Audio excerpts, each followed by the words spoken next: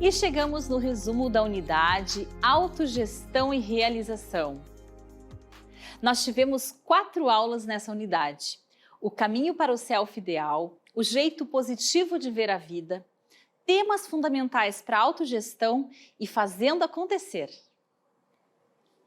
Na aula sobre o caminho para o self ideal, a gente falou sobre a psicologia humanista, que trata do pleno potencial humano, de Abraham Maslow e Carl Rogers.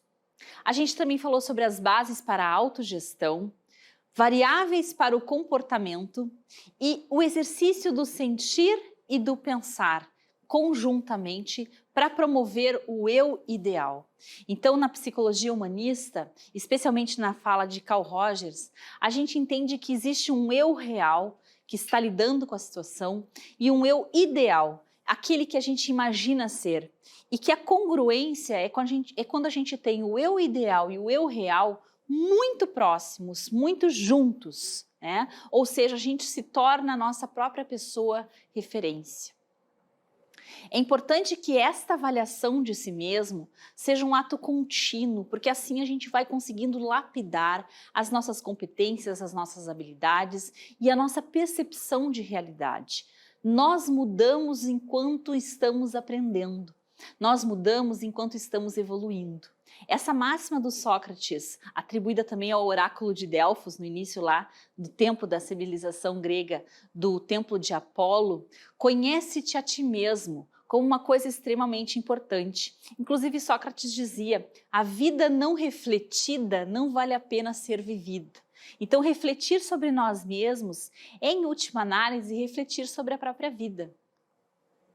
O exercício do pensar, ele não pode ficar solitário na nossa reflexão.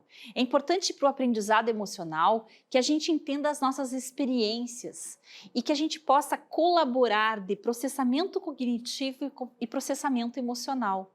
A cognição ela é mais reconhecida pelo valor da mente emocional, mas não há apreciação de conhecimento sem a participação do nosso mundo emocional. Tu quer um exemplo? Te lembra daquelas aulas que tu tinha no ensino médio, em que havia um determinado professor que você gostava mais de ouvir as aulas? Não era também uma aula que você aprendia com mais facilidade? Então, quando a gente tem o afeto associado ao conhecimento, isso facilita a nossa aprendizagem. Na aula sobre o jeito positivo de ver a vida, a gente falou sobre uma visão positiva de ser humano, as emoções positivas, o comportamento reflexivo ou de reflexão e as lições de felicidade.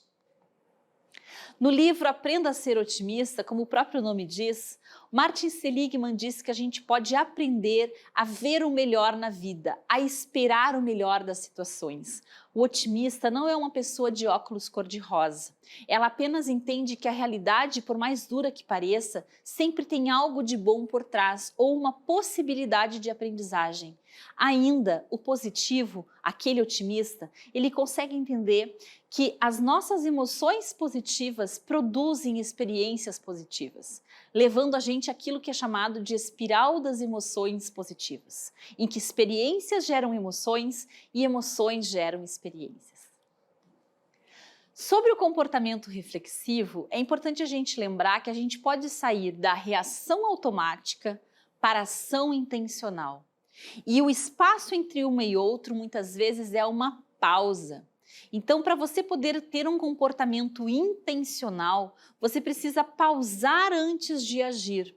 Aqui a gente dá o exemplo daquele velho ataque na geladeira, né? O meu é sempre às 5 da tarde. Essa moça, pelo jeito, já está um pouco mais tarde aqui assaltando a geladeira, né? Quando a gente vai para fazer uma ação impensada dessas, se você consegue se dar conta do desconforto e da ansiedade, talvez você consiga tomar um copo d'água, fazer um chá. Agora, se você deixar simplesmente o comportamento agir, você pode ir para uma reação automática, né? Na aula sobre temas fundamentais para a autogestão, a gente falou sobre perguntas para a base da gestão de si mesmo, que você pode fazer a qualquer momento na vida, o valor da administração do tempo, lembrando que a gente administra a nossa energia física, mental, emocional e espiritual, como recuperar o controle e exercícios de resiliência. Algumas perguntas aqui para a gestão de você mesmo. Quais são os teus pontos fortes? Reconheça os pontos fortes a partir do momento em que eles aparecem no teu comportamento, naquilo que tu faz. Por exemplo, se você tem por ponto forte ser uma pessoa comunicativa, no que ser comunicativo te serve? Se ao contrário você é uma pessoa muito estudiosa, como isso te beneficia, né? E isso já vai levando para a próxima pergunta. Como eu trabalho melhor? Essa pergunta tem a ver com as condições para o teu trabalho acontecer. Você gosta de trabalhar sozinho ou em grupo? Você prefere alguma hora do dia para trabalhar melhor? Você gosta de ter pessoas te trazendo insumos de como fazer o teu trabalho ou tu precisa de toda e qualquer autonomia, né? Então esse tipo de questionamento vai te ajudando a inclusive fazer solicitações para as pessoas que combinem mais com o teu jeito de ser. Isso otimiza a tua capacidade. Outras perguntas importantes: quais são os meus valores? Que carreira eu devo seguir? E aqui vale dizer, né? A gente não tem mais uma carreira só. Toda vez que a gente vai para um novo grupo de competências, quem sabe ali se abre uma nova possibilidade de carreira. Qual deve ser a minha contribuição? A pergunta sobre o teu papel no mundo, como você pode contribuir com as pessoas do teu entorno e com, quem sabe, o teu campo de estudo, a tua área de atuação. Exercite a sua resiliência. Aqui a gente tem que lembrar algumas coisas sobre o que é resiliência. Resiliência não é resistir às intempéries da vida, é retornar ao estado normal de bem-estar o mais rápido possível. Então, uma pessoa resiliente, se ela, por exemplo, bateu o carro de manhã, de tarde ela já está com tudo organizado, já nem se lembra mais da batida, está tudo certo, foi como tinha que ser. Agora, a pessoa que não tem resiliência, ela vai ficar aí dias pensando nisso, dias sofrendo sobre isso.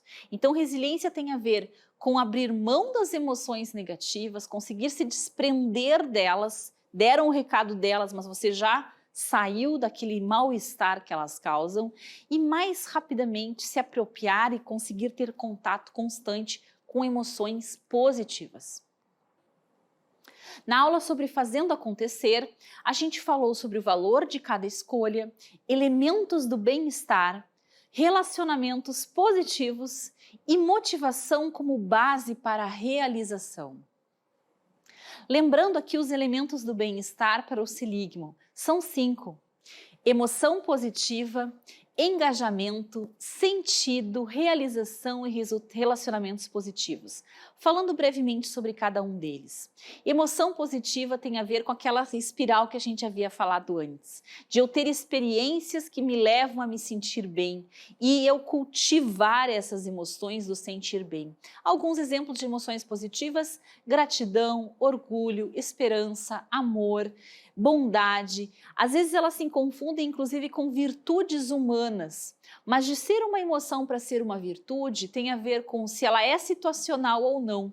Se é de uma situação que você se sente feliz, é uma emoção. Se é um jeito de ser na vida, aí é uma virtude, né? Engajamento, que tem a ver com persistir naquela tarefa e estar mais a fundo ali comprometido em continuar. Sentido, que é o significado que você tira das experiências da vida, o teu porquê diário. Realização, que é finalizar, de fato se comprometer até o fim, terminar aquilo que você começa. E os teus relacionamentos, que são a maior fonte de emoções positivas.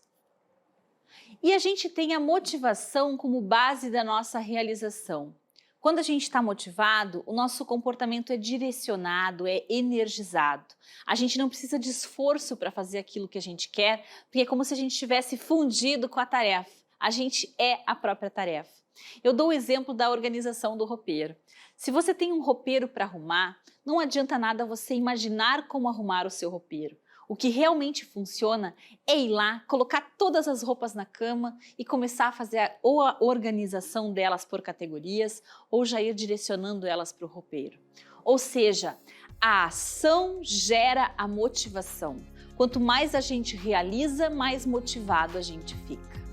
É isso. Bons estudos!